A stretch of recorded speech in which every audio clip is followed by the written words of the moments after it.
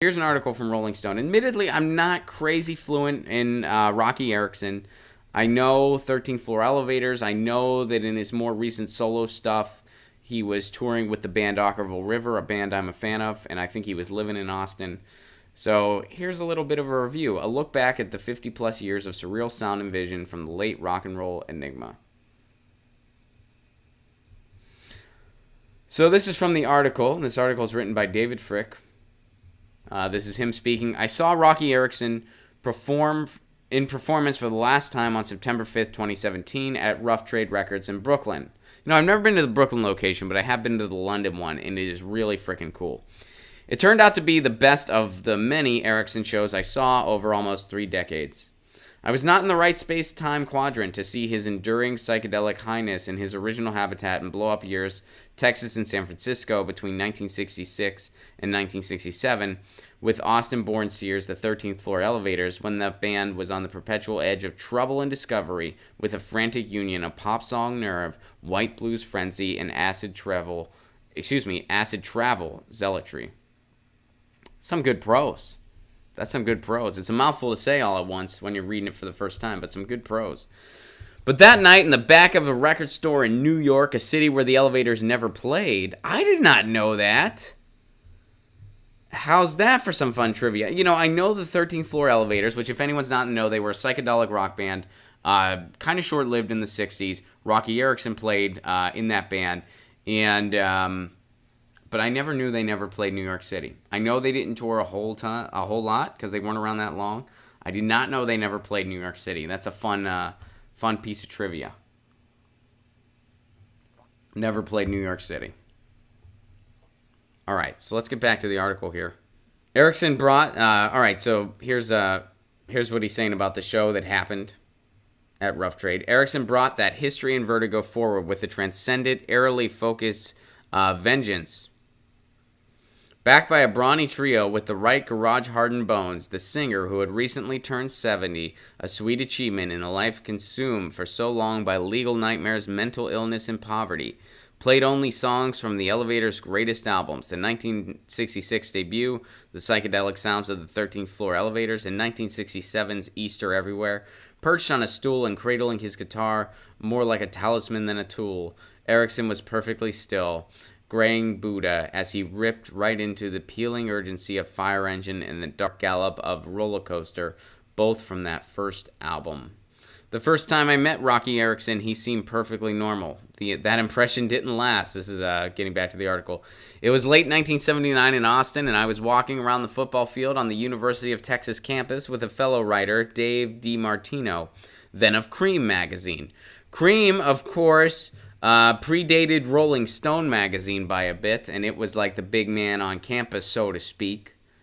I make that, I use that phrase since they're talking about being at the University of Texas at Austin.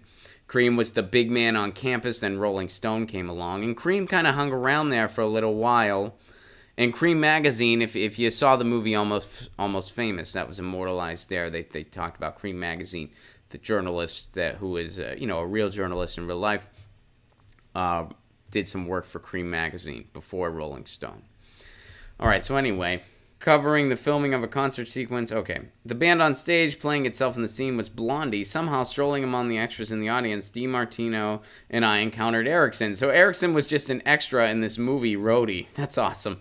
He was friendly, cogent, and happy to accept our compliments about his records, including the lyrically harrowing, physically searing solo singles, Red Temple Prayer, Two-Headed Dog, produced in 1975 by Doug Sam, a fan and friend, and Bermuda, unleashed by the Nascent Rhino label in 77. That night, we scribes went to Rawls, the local counterpart to CBGB, where Erickson was a house celebrity, often performing with the power trio The Explosives and in attendance. That conversation didn't go so well. Erickson talked about an impending trip to Mars and asked if we had tickets. The legend of Erickson's unraveling since the end of the Elevators in 1969 caught up with us. So Erickson's psychological decline was long and deep. He was fixated on horror movies, and many of the songs on his thrilling 1980 import comeback, Roky Erickson and the Aliens, produced by Stu Cook, basis for CCR, Creedence Clearwater Revival. But Erickson always made his own kind of sense, even through heavy darkness. All right. So, and the article references this. For the historic details on Erickson's Nightmare and Resurrection, go to Kevin McAllister's 2005 feature documentary, You're Gonna Miss Me. A striking visual ride through a whirlwind life. So, You're Gonna Miss Me is the name of that documentary if you want to check out, if you want to really dive into Roky Erickson's life. I wasn't super fluent in him. I mean, I knew 13th Floor Elevators a little bit.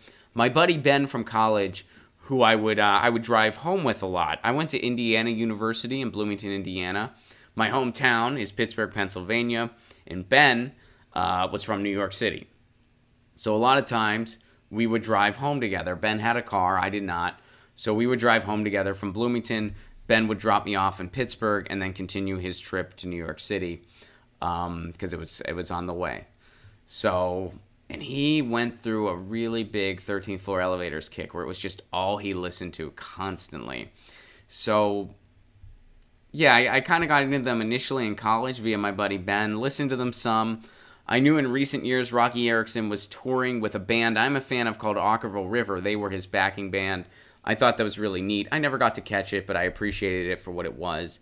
And Roky Erickson, psychedelic rock legend, had his demons, battled a lot of them, and we lost him recently. I recommend checking out this Rolling Stone article. And I recommend checking out the documentary You're Gonna Miss Me, which I think I'm going to check out myself. Because I want to get more up to speed on Roky Erickson. But rest in power, Roky. And there you go. Get your news on with Ron. Don't you want to know what's going on? We're getting our news on today. Get your news on with Ron. Don't you want to know what's going on? We're getting our news on today. You can tweet me an article at Ron Placone. We'll go through it together and